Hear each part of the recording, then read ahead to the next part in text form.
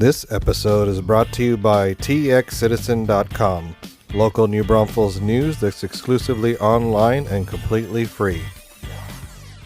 Hello and welcome to another episode of Pop Culture Geekery. I'm Joe Solis, and tonight I'm going to go over the announcements that just came out of San Diego Comic-Con, specifically the Marvel movie slate for the next 3 to 4 years. So I wasn't planning on doing a video about this, but I'm actually super excited about what they have coming. There was a lot of surprises on the panel tonight, and so I just couldn't help but go over some of these because, I think Marvel really did, hold some good surprises for us. So I'm just going to jump into it because I don't want to make this a super long video. But basically, I just want to run through what they announced. So the first thing was the one that we all kind of had been hearing about for a while now, which was the Black Widow movie. I didn't get to see if there's any clarification if it is a prequel. Obviously, that's the assumption based on her, noble sacrifice in Endgame.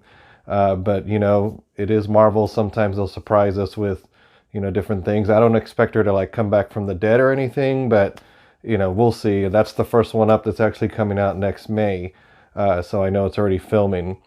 And they actually mixed in a lot of the shows that they have coming out on Disney+. The first one, which is The Falcon and the Winter Soldier, I actually thought it was going to debut this fall, but according to them, it's going to debut in fall of 2020.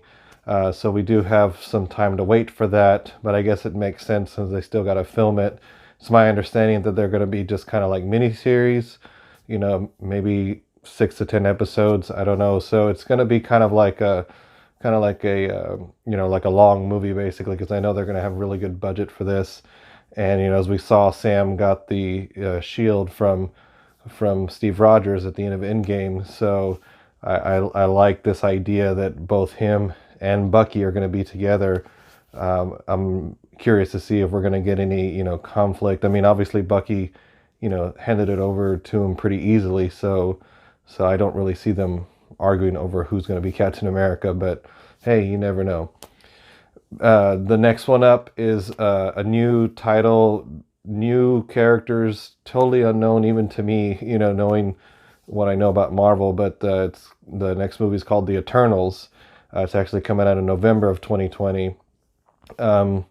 This one is just as foreign to me right now as Guardians of the Galaxy was before that movie came out. So I know that's what Marvel's hoping for. I don't anticipate them going the same comedic route with this group.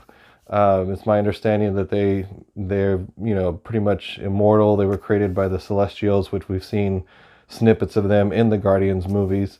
So it's just a clean slate with this group. I mean, they basically get to present them to us, and we just get to see how they're going to do it. Like I said, I don't anticipate a comedic take on them. I'm anticipating something more regal and, more otherworldly.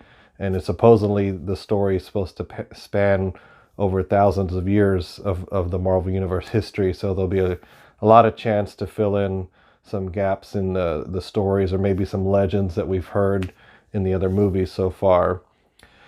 The next one is another character that I'm familiar with, but or I should say I know of him, but I know nothing about him, which is the character called Shang-Chi, and his movie is called Shang-Chi and the Legend of the Ten Rings. They did confirm that they are going to introduce the real Mandarin, not that imposter from Iron Man 3. So that's pretty exciting. That one is not going to come out till February of 2021, so we still have some time to wait for that.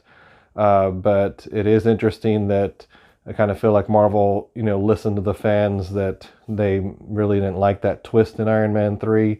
And so we are getting the real Mandarin. It's too bad Tony Stark's not around to face him, though. But the next one is back on Disney+. We have the show, which has had the oddest title out of all of them, because they call it WandaVision, like as if it's some sort of new product. I don't know. It's interesting the way that they're marketing it. We do know that Paul Beatty's coming back as Vision, so that's cool to see. In what capacity, we don't know, because obviously we saw him end in Infinity War. But what's interesting too is that supposedly this little series feeds into the next movie, which is actually Doctor Strange and the Multiverse of Madness, which I think is an amazing title. It's so classic comic book. That one doesn't come out till May of 2021, and supposedly Scarlet Witch is supposed to be in that one with him. So that's why people are anticipating that the Disney Plus series kind of segues into that. So it'd be interesting to see, because I know Kevin Feige said that the Disney Plus shows will factor into the movies. So that's exciting. And then another one on Disney Plus, which I know a lot of fans are looking forward to, is the Loki series. This one doesn't come out till spring of 2021, but they did confirm that it's basically going to answer the question of what happened to him after we saw him escape in Endgame. After that, another new Marvel series is actually going to be their first animated one that is set in the MCU. It's based on Marvel's What If series. And if you've never tried these comics, there's lots of classic stories. They basically just take the stories that you know and they put a spin on them. Off the top of my head, I remember there was one where Spider-Man, it asked, he had a clone at the time and it had died, and it asked, well, what if the clone would have survived? What would that story be like? And of course, later we got the real story of that. But anyway, there's so much potential for that. And the other exciting part of that is, since it's animated, a lot of the actors who, have decided to not be in the Marvel movies anymore will lend their voices to this. So we could potentially get Robert Downey Jr. again as Iron Man, voicing Iron Man for a What If story. Same thing with Chris Evans as Captain America. So that's pretty exciting that they, some of them at least have agreed to come back and do that. After that, there's going to be a Hawkeye series on Disney Plus. That's in the fall of 2021. This is supposed to introduce the character of Kate Bishop. I'm not familiar with her, other than I know she's been taking the mantle of Hawkeye lately in the comics. So from what I understand, that's what this series is going to be about, to where actor Jeremy Renner's Hawkeye is going to pass the mantle to her. So that's actually going to be pretty cool. If it's not till 2021, I've got plenty of time to try to catch up on the actual comics that introduce Kate Bishop. But even so, it'll be interesting to see how this passing of the torch story happens. Speaking of passing of the torch, or the hammer in this case, one of the surprises was Thor, the new Thor movie, because it's called Thor: Love and Thunder.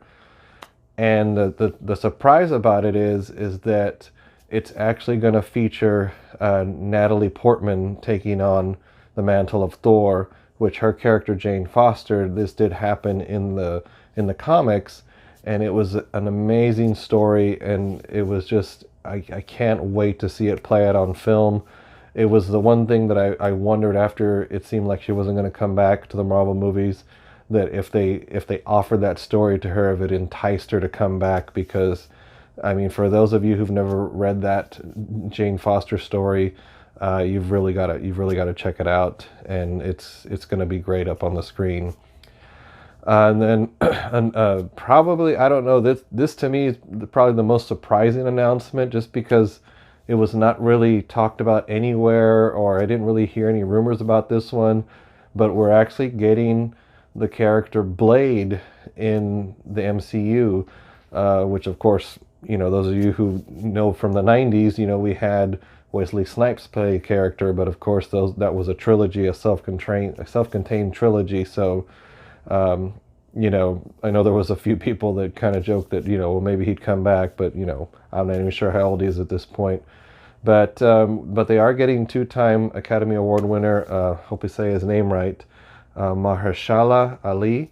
He actually came out in the movie The Green Book, which if you've never seen it, it's a really good book. I mean, a good book, it's a good movie. But he's definitely going to be a different type of Blade, I can tell already.